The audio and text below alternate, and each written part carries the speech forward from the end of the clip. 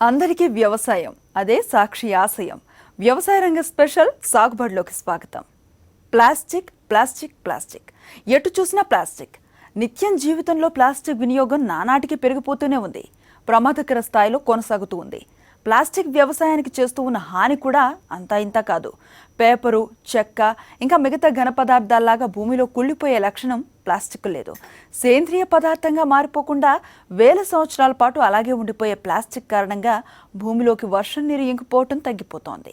దీనికి పరిష్కారంగా వ్యవసాయానికి మేలు చేసే రీతిలో అగ్రిబేస్డ్ ప్లాస్టిక్ త్వరలో రాబోతోంది.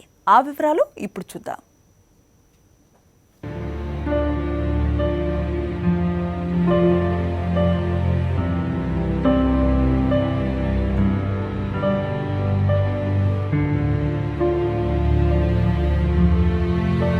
రోజువారీ జీవితంలో ప్లాస్టిక్ లేకుండా ఒక్క క్షణం కూడా గడవని దుస్థితిలో ఉన్నాము. కిరాణా షాపులో 4 వస్తువులు కొని క్యారీ బ్యాగుల్లో పెట్టుకుని ఇంటికి తెస్తున్నాం. బట్ట, కలబంద ఇంకా ఇతర బయోడిగ్రేడబుల్ పదార్థాలతో తయారు చేసిన బ్యాగులను వాడకుండా చవకగా వస్తున్నాయని ప్లాస్టిక్ బ్యాగులకే ప్రాధాన్యతనిస్తున్నాం. ప్లాస్టిక్ వలన పర్యావరణానికి హాని కలుగుతుందని తెలిసినప్పటికీ గత్యంతరం లేక వాడుతున్నాం.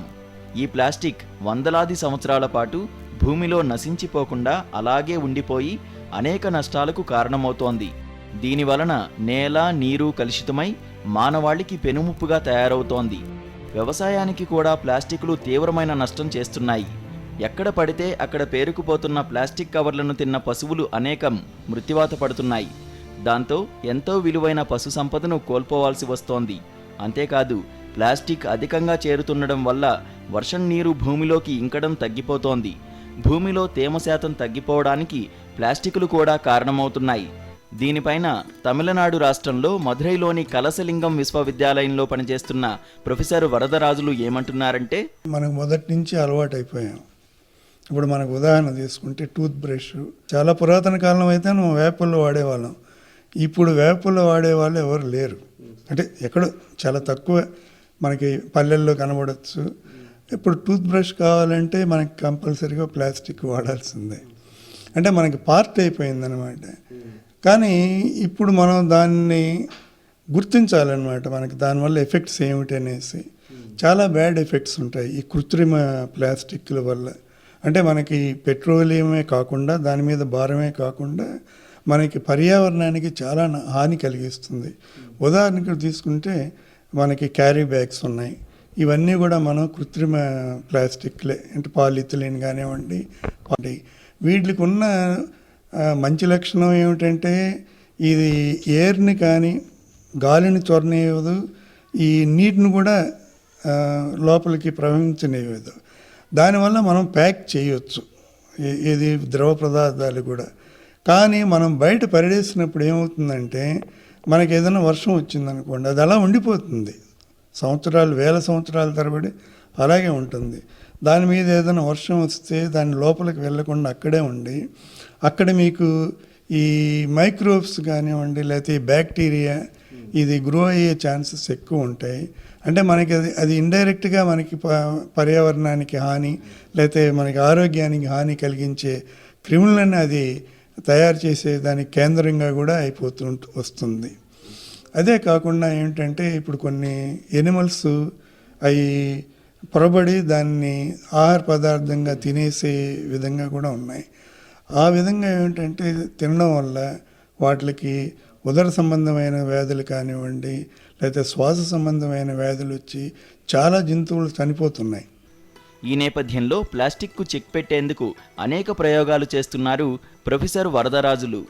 ఆయన తన పరిశోధనల ద్వారా బయోప్లాస్టిక్ను రూపొందించారు. ప్రకృతి నుండే ప్లాస్టిక్ తయారు చేయవచ్చని, అది భూమిలోకి కలిసిపోతుంది కాబట్టి దానివల్ల మానవాళికి అనేక ప్రయోజనాలుంటాయని ఆయన అంటున్నారు. ఇంతకాలం తయారవుతున్న ప్లాస్టిక్ పెట్రోలియం ఉత్పత్తుల నుంచి తయారవుతున్న ప్లాస్టిక్. పెట్రోలియం ఉత్పత్తులు తగ్గిపోతున్న తరుణంలో ప్రత్యామ్నాయాలను అన్వేషించడానికి తాము ప్రయత్నిస్తున్నామని ప్రొఫెసర్ వరదరాజులు అంటున్నారు. యాక్చువల్గా ఏమిటంటే మనం పాలిమర్స్ లేకుండా ఇప్పుడు జీవనం సాగించే రోజులు పోయినాయి. ఏంటంటే ప్లాస్టిక్ని మనం ప్రతి సందర్భంలోనూ మనకి ఒక పార్ట్ అయిపోయిందనమాట. కానీ అన్ఫార్చునేట్ థింగ్ ఏమిటంటే ఇవి డిగ్రేడ్ కావు. అవి అంటే పర్యావరణానికి హాని కలిగిస్తూ ఉంటాయి. అందువల్ల మేమేంటంటే మనం పర్యావరణం రక్షించాల్సిన బాధ్యత ప్రతి శాస్త్రవేత్త మీద కూడా ఉంది. అందువల్ల మేమేం చేస్తున్నామంటే దానికి ప్రత్యామ్నాయంగా ఏమన్నా మనం ఎన్విరాన్మెంట్కి ఫ్రెండ్లీగా ఉండే ప్లాస్టిక్స్ అది తయారు చేయాలనే ఒక ఉద్దేశంతో మా పరిశోధనలు సాగిస్తున్నాము.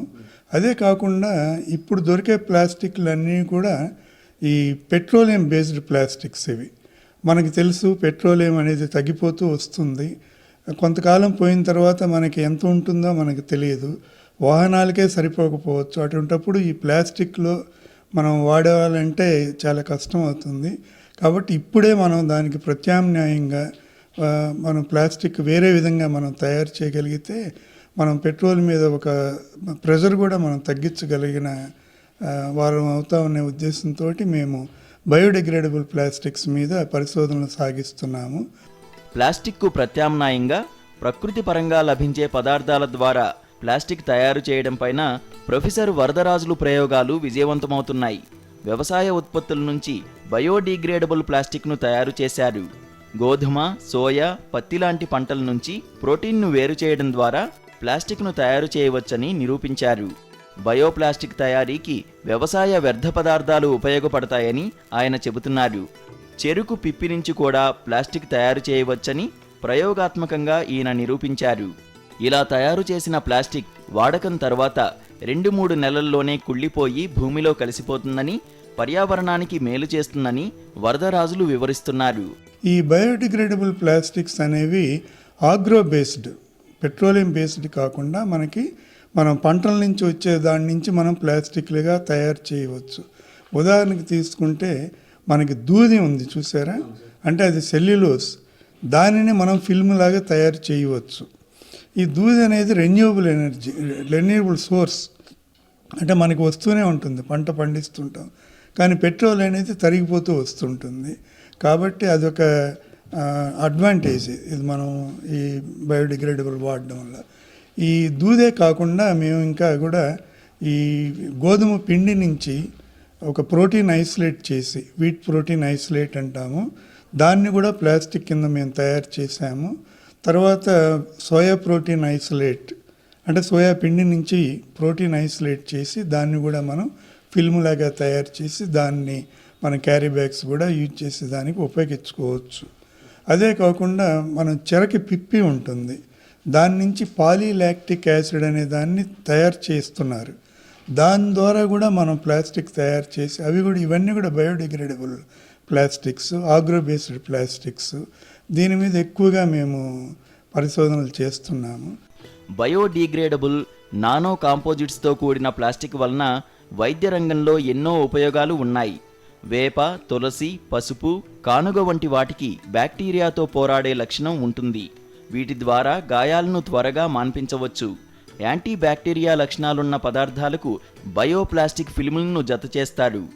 ఇలా తయారైన ఫిల్ములను కాపర్ సల్ఫేట్, సిల్వర్ నైట్రేట్ లాంటి ద్రావణాల్లో ముంచి కొత్త రకం ప్లాస్టిక్ను రూపొందించారు. వీటిని గాయాలకు కట్టే పట్టీలల్లోనూ, ఆసుపత్రుల్లో వాడే బెడ్షీట్లలోనూ వాడవచ్చని ప్రొఫెసర్ వరదరాజులు చెబుతున్నారు. ఇది చాలా చవకగా లభిస్తుందని, ప్రస్తుతం ల్యాబొరేటరీ స్థాయిలో సక్సెస్ అయ్యాం, పరిశ్రమలతో ఒప్పందం కుదుర్చుకొని భారీగా ఉత్పత్తి చేయడానికి 2-3 సంవత్సరాలు పడుతుందని అంటున్నారు. దీంట్లో ఫలితాలు చాలా ఆశాజనకంగా ఉన్నాయి.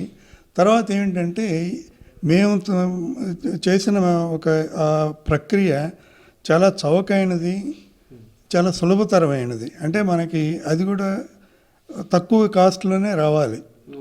అందువల్ల మేము ఏంటంటే ప్రాసెస్ కూడా మేము చౌకగా ఉండే ప్రాసెస్నే మేము ఎన్నుకున్నాం అనమాట. ల్యాబొరేటరీ స్టేజ్లో మేము దీన్ని సక్సెస్ అయ్యాము.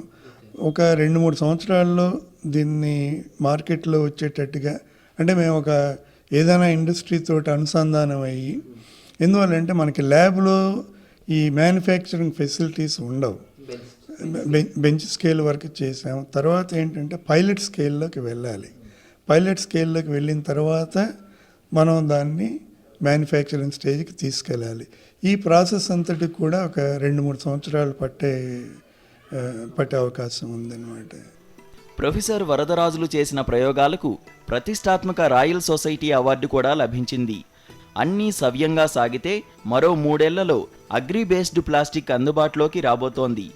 అయితే సాధారణ ప్లాస్టిక్తో పోలిస్తే బయోప్లాస్టిక్ కొంచెం బలహీనంగా ఉంటుంది కాబట్టి ఈ బయోప్లాస్టిక్కు గుడ్డు పెంకు పొడిని జత చేయడం ద్వారా సాధారణ ప్లాస్టిక్ కంటే దృఢమైన ప్లాస్టిక్గా తయారు చేయడానికి ప్రొఫెసర్ వరదరాజులు కృషి చేస్తున్నారు. ఆయన కృషి ఫలించి వ్యవసాయ ఉత్పత్తుల ప్లాస్టిక్ అందరికీ అందుబాటులోకి వస్తే అన్నదాతల ఆదాయాలు పెరుగుతాయనడంలో సందేహం లేదు. అంతేకాదు పర్యావరణ హాని తగ్గుముఖం పడుతుంది. శివశంకర్, సాక్షి న్యూస్, హైదరాబాద్.